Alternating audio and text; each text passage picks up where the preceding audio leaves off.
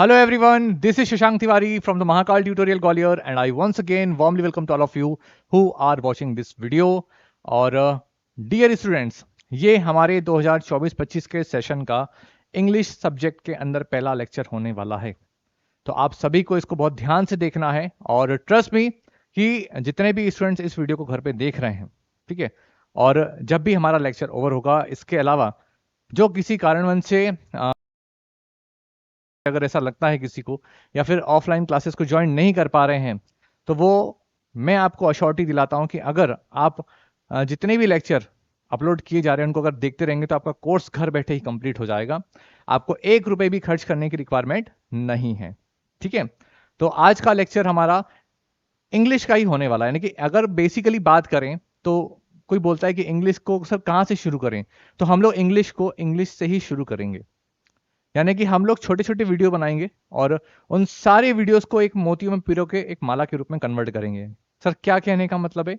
कहना मैं ये चाहता हूं कि जो भी वीडियो आएगा मिस मत करना, देखना जरूर, क्योंकि नेक्स्ट वाले वीडियो की जो कड़ी रहेगी वो इससे कनेक्टेड रहेगी, ठीक है। जस्ट लाइक एपिसोड आप समझ सकते हैं। तो आज का वीडियो इंट्रोडक्टरी वीडियो है और इंग्लिश का फर्स्ट लेक्चर है, तो आप लोग मिस नहीं करना। तो चलिए शुरू करते हैं, ठीक है। तो आज मैं आपसे बात करने वाला हूं इंग्लिश के बारे में। यानी कि कोई भी अगर स्कूल में या आपसे घर पर या फिर कोई भी आपका बड़ा भाई बहन, अगर आपसे कोई टीचर भी दूसरा कोई पूछता है कि व्हाट इज इंग्लिश, तो आपका जवाब क्या रहता है? इसके अलावा what do you know about English, तो आपका जवाब क्या रहने वाला है? नॉर्मल और अल्ट्रा प्रो मैक्स बच्चों में क्या डिफरेंस है, ठीक है। नॉर्मल बच्चे कैसे होते हैं जो आपसे बताएंगे कि इंग्लिश क्या है? सर इंग्लिश एक सब्जेक्ट है, सर इंग्लिश एक लैंग्वेज है।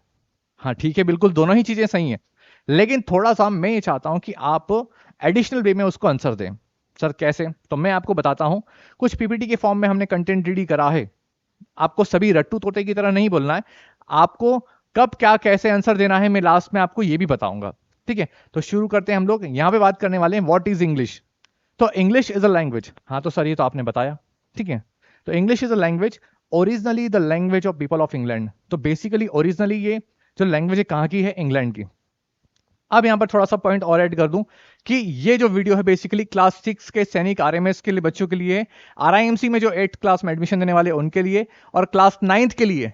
क्योंकि अगर मान लो कोई लिटरेचर का स्टूडेंट देख रहा है इसको, बीएमए वाला या फिर कोई और टीचर भी अगर देख रहे हैं, तो मैं बता दूं कि इंग्लिश की हिस्ट्री और इंग्लिश अपने आप में बहुत सारी चीजें हैं पढ़ने लायक। बीइंग एन लिटरेचर स्टूडेंट मैं आपको बता रहा हूं, तो स्पेसिफाई कर रहा हूं कि केवल और केवल वीडियो 6 आरएमएस सैनिक के बच्चों के लिए, आरआईएमसी के लिए और सैनिक स्कूल 9th क्लास के बच्चों के लिए, ठीक है। तो इंग्लिश एक लैंग्वेज है ओरिजिनली, जो बेसिकली ये लैंग्वेज थी बेसिकली इंग्लैंड के लोगों की लैंग्वेज थी। Today English is the main language of the United kingdom, Ireland, the United states of America, Canada, Australia, New Zealand and more than 50 other countries. और आज की डेट में ये जो लैंग्वेज है बेसिकली उसमें बताया गया है कि today English is main language, ये मेन लैंग्वेज के रूप में कंसिडर की जाती है। सर मतलब आप ये कहना चाह रहे हैं कि पहले इंग्लैंड की लैंग्वेज थी? ठीक नहीं है, अभी भी ठीक है। और इसके अलावा ये जो बाकी की कंट्रीज के जो नाम लिखे गए हैं यहां पर भी ये मेन लैंग्वेज के रूप में यूज हो रही है। तो आप समझ सकते हैं कि इसकी इंपॉर्टेंस कितनी है। और हम इंडिया जैसे देश में रहने के बाद, मतलब हमारा भारत जैसे महान देश में भी हम लोग इंग्लिश लैंग्वेज को, आप देख रहे हैं आपकी इंग्लिश की इंपॉर्टेंस कितनी है। नो डाउट अधिकतर हर 10 में से 5-6 बच्चे आपको इंग्लिश स्पोकन की क्लास जाते हुए मिल जाएंगे, ठीक है। तो आप इसकी इंपॉर्टेंस समझ सकते हैं। तो इंग्लिश बेसिकली एक लैंग्वेज है जो ओरिजिनली इंग्लैंड के लोगों की थी, और आज की डेट में अगर देखा जाए तो ये मेन लैंग्वेज है हमारी बहुत सारी कंट्रीज की, ठीक है। नेक्स्ट अगर बात करें तो world wide there are over 400 million native speaker. अगर वर्ल्ड वाइड देखा जाए, एक डाटा उठाया है हम लोगों ने गूगल पे से यहां से कि world wide there are over 400 million native speaker. पूरी दुनिया के अंदर 400 नेटिव स्पीकर हैं इंग्लिश के। Sir now question will raise, अब मन में प्रश्न उठेगा कि सर ये नेटिव स्पीकर क्या होते हैं? तो बिल्कुल मैं आपको बताता हूं कि नेटिव स्पीकर क्या होते हैं। A person who speaks a language as his or her first language and has not learn it as a foreign language. Sir क्या मतलब है? कुछ समझ में नहीं आया। देखो मैं आपको बताता हूं बहुत सिंपल वे में। नेटिव पीपल कौन होता है? नेटिव पर्सन कौन होता है? तो जैसे मैं भारत में रहने वाला हूं, तो मैं नेटिव पर्सन हो गया भारत का, ठीक है। ऐसी नेटिव लैंग्वेज क्या होती है? भारत में जो भी लोग रह रहे हैं वो किस लैंग्वेज को फर्स्ट लैंग्वेज के रूप में कंसीडर करते हैं, वो होती है उनकी नेटिव लैंग्वेज, ठीक है। यानी कि हम लोग बेसिकली हिंदी बोलते हैं शुरू से, हिंदी बोलने के लिए हमें सीखने की रिक्वायरमेंट नहीं पड़ती है। लेकिन अब वहीं अगर मैं किसी सेकंड लैंग्वेज को सीख रहा हूँ, just like French, Japanese, American, ठीक है, या फिर कुछ भी XYZ लैंग्वेज अगर सीख रहा हूँ, जापानीज लैंग्वेज भी सीख रहा हूँ या इंग्लिश भी सीख रहा हूँ, तो वो क्या है, बेसिकली सेकंड लैंग्वेज हो गई। उसको सीखने के लिए मुझे उसकी ग्रामर रूल्स की रिक्वायरमेंट पड़ेगी, उसके अल्फाबेटिकल सिस्टम को जानने की रिक्वायरमेंट पड़ेगी, ठीक है। तो नेटिव स्पीकर कौन है? A person who speaks a language as his और अ फर्स्ट लैंग्वेज, तो वो होते हैं नेटिव स्पीकर, जैसा कि आपको बताया, and has not learn it as foreign language, और वो उसको फॉरेन लैंग्वेज के रूप में नहीं सीख रहे हैं। Now and over 1 billion more people speak it as a second language, और लगभग 1 बिलियन जो लोग हैं वो उसको सेकेंड लैंग्वेज के रूप में सीख रहे हैं, ठीक है, बोलते हैं। Now consequently English is sometimes describe, इसलिए बेसिकली जो इंग्लिश है उसको कभी कभी समटाइम्स यानी कि वर्ल्ड लैंग्वेज के रूप में डिस्क्राइब किया गया है, क्योंकि आप सब जानते हैं कि ओवरऑल अगर देखा जाए, ग्लोब उठा के देखेंगे तो वर्ल्ड में जितनी भी कंट्री एग्जिस्ट करने वाली है, उन कंट्री के अंदर जो इंग्लिश लैंग्वेज है वो बोली जा रही है।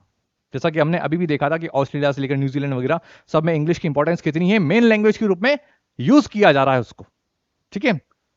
और अगर थोड़ा बात करें तो डिस्क्राइब वर्ल्ड लैंग्वेज, और वर्ल्ड लैंग्वेज को ही हम लोग दूसरे नाम से जानते हैं जिसका नाम है ग्लोबल लिंग्वा फ्रैंका, इसका मतलब ही है वर्ल्ड लैंग्वेज, ठीक है। तो कंफ्यूज होने की रिक्वायरमेंट नहीं है यहाँ पे। थोड़ा सा आगे और अगर बात करें तो it is the world's most widely use language in international business, ये बेसिकली वर्ल्ड के अंदर सबसे ज्यादा यूज में आने वाली लैंग्वेज है। और इसका यूज कहां कहां पर होता है, आप वो देखिए कि इंटरनेशनल बिजनेस में हम लोग इसका यूज करते हैं, टेलीकम्युनिकेशन में यूज होता है, न्यूज़पेपर में, ठीक है, पब्लिशिंग में, साइंटिफिक पब्लिकेशन जो होती हैं उसमें, मास एंटरटेनमेंट में, और जो डिप्लोमेसी होती है उन सब में। यानी कि देखा जाए तो लगभग लगभग बहुत सारे काम ऐसे हैं जहां पर इंग्लिश लैंग्वेज का यूज होता है, जिससे कि वो जो मैसेज है या वो जो भी कंटेंट प्रोवाइड किया जा रहा है वो अधिकतर ज्यादा लोगों तक पहुंच सके, क्योंकि वर्ल्ड के अंदर इंग्लिश को जानने और बोलने वाले लोगों की संख्या बहुत है, ठीक है।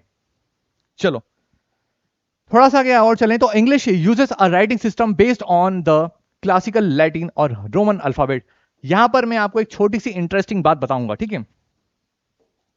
तो English uses a writing system, English में बेसिकली अपना एक राइटिंग सिस्टम होता है, ठीक है, जो बेस्ड होता है उसके क्लासिकल लैटिन या फिर रोमन अल्फाबेट पे। रोमन अल्फाबेट क्या होता है सर? हमारा जो ABCD होता है उसी को रोमन अल्फाबेट कहते हैं, ठीक है, उसी को बुलाता है क्लासिक, ठीक है। कहाँ गया हमारा, हाँ, क्लासिकल लैटिन और Roman alphabet, the English alphabet with 26 letters. और हमारे इंग्लिश अल्फाबेट में हम जानते हैं कितने लेटर्स है मेरे प्यारे बच्चे? 26 अल्फाबेट। अब इंटरेस्टिंग चीज ये है कि ये जो रोमन अल्फाबेट है मेरे बच्चे, इसमें स्टार्टिंग में 23 लेटर्स हुआ करते थे। क्या आप बात कर रहे हो सर? हमें तो केवल 26 पता था। नहीं, 23 इनिशियल फेज पे थे स्टार्टिंग में, और बाद में मॉडर्न इंग्लिश में 26 अल्फाबेट यूज होते हैं, जो हम लोग पढ़ते हैं A से लेकर Z तक। तो अब यहां पर आप देखो, ये केवल 26 अल्फाबेट नहीं मेरे बच्चे, द मैजिकल 26 लेटर्स, ठीक है। You know the magic of 26 letter. आप सोचो कि पूरे वर्ल्ड के अंदर कितनी टाइप की बुक्स एग्जिस्ट करती हैं, चाहे वो किसी भी सब्जेक्ट से हो, चाहे वो मेडिकल फील्ड से हो, या फिर वकील वाली यानी कि एडवोकेट वाली फील्ड से रिलेटेड हो, या फिर मैथमेटिक्स का सब्जेक्ट का हो, या फिर साइंस का हो, SST का हो, सोशोलॉजी हो, कुछ भी हो, XYZ, जो भी किताबें बेसिकली इंग्लिश में छपी हुई हैं, यानी कि इंग्लिश में पब्लिश हुई हैं, बेसिकली आप देखो उन सभी के अंदर आपको ये 26 लेटर्स ही देखने को मिलेंगे। उन 26 लेटर्स को आगे पीछे ऐड करके एक फिक्स ऑर्डर में लगाकर प्रॉपर वर्ड बनाया गया है, और उस वर्ड का मतलब हमें कितने लोगों को सब वर्ड, आप तो इमेजिन करो कि वर्ल्ड के अंदर कितनी सारी स्पेलिंग्स होंगी, तो इतनी सारी किताबें हैं, कितनी स्पेलिंग है, infinite, we can not count, ठीक है। इसीलिए बोला है द मैजिकल 26 लेटर, ठीक है। और ये लेटर कौन से हैं उनको देख लीजिए आप, स्मॉल और लोअर केस फॉर्म, ये हमारे ABCD से लेकर Z तक, ये आप सभी को पता होगा, ये स्मॉल फॉर्म है और ये हमारा कैपिटल फॉर्म है, एंड कैपिटल अपर केस। अब यहां पर आई थिंक एक चीज मिस हो गई है, मुझे ऐसा फील हो रहा है, देखते हैं। हाँ हाँ, over 1 billion more people speaks it as sound language. ये जो साउंड लैंग्वेज है ये आपको क्या होता है आपको बताना है, क्या ना, हर वीडियो के अंदर एक छोटा छोटा क्वेश्चन मैं आपको दूंगा, जिससे ये पता चलेगा, जैसे मैंने आपको बताया कि नेटिव स्पीकर क्या होते हैं, वैसे ही आपको बताना है कि साउंड लैंग्वेज क्या होती है। कमेंट बॉक्स में अगर पता करना और बताना मुझे, जिससे ये समझ में आएगा कि हाँ मैंने जो पढ़ा है वो आप पढ़ रहे हैं और आपको समझ में आ रहा है, ठीक है। अब क्या सर लेक्चर खत्म हो गया? मुझे तो ये समझ में नहीं आया, कोई मुझसे पूछेगा तो मैं क्या बताऊंगा, क्योंकि ये तो रटने वाला क्वेश्चन है। अल्टीमेटली। और अगर मैं इसको बताऊंगा तो बहुत टाइम लग जाएगा, सामने वाला चला जाएगा, तो मैं उसको जवाब क्या दूंगा, ये भी तो बात आती है।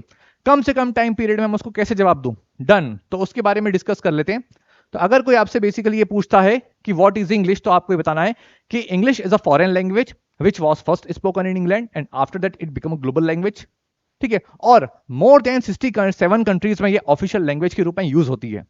क्लियर है कहानी? तो इंग्लिश एक फॉरेन लैंग्वेज है, और फॉरेन लैंग्वेज को या फिर वर्ल्ड में किसी भी लैंग्वेज को सीखने के लिए, एक्सेप्ट नेटिव लैंग्वेज, वर्ल्ड में किसी भी लैंग्वेज को सीखने के लिए आपको उस लैंग्वेज का अल्फाबेटिकल सिस्टम जानना बहुत जरूरी है। और उसके अलावा उस लैंग्वेज को प्रॉपर रूप में सीखने के लिए उसका ग्रामेटिकल बेस यानी कि रूल्स सीखने की रिक्वायरमेंट पड़ेगी, और रूल्स आपको सीखने को मिलेंगे उसके ग्रामर सेक्शन में। क्लियर है कहानी? यानी कि सर क्या कहना चाह रहे हो? कहने का मतलब यह है कि वर्ल्ड में आप जापानीज सीख रहे हो, चाइनीज सीख रहे हो, फ्रेंच, इटालियन, कुछ भी लैंग्वेज सीख रहे हो, उस लैंग्वेज को सीखने के लिए आपको उसका अल्फाबेटिकल सिस्टम जानना बहुत जरूरी है। उसके अलावा तभी तो आप सीखेंगे। जितने अल्फाबेट होते हैं उन अल्फाबेट को तो आपस में, जैसे इंग्लिश है, इधर उधर करके कितने सारे वर्ड बना दी, कितनी सारी बुक्स बना दी। तो अगर जापानीज लैंग्वेज सीख रहे हो तो पहले जापानीज अल्फाबेट सीखें, और उसके बाद में उसका फॉर्मेशन सीखें, और उसके बाद में जापानीज ग्रामर सीखें। Then you are able to understand और लर्न और write to grammar Japanese language. I hope you understand my concern now. तो आई होप आज के लेक्चर में मेरे प्यारे बच्चों आपको यह समझ में आया होगा कि लैंग्वेज क्या है। ठीक है, व्हाट इज इंग्लिश, जैसे कि हमने इंग्लिश के बारे में बात करी, और लैंग्वेज क्या है तो मैंने बता दिया लास्ट में।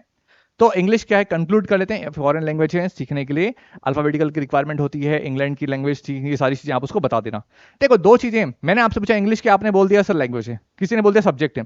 तो बेसिकली वो लैंग्वेज है, और उस लैंग्वेज को हम लोग एज अ सब्जेक्ट पढ़ रहे हैं, इसलिए वो सब्जेक्ट बना है। बेसिकली क्या है वो लैंग्वेज है। कहानी समझ में आई? आई होप ये फर्स्ट लेक्चर था।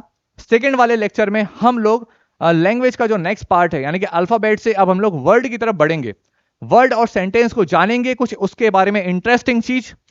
Till then stay safe, keep learning, और थैंक यू वेरी मच, और सभी को जय श्री महाकाल बच्चों।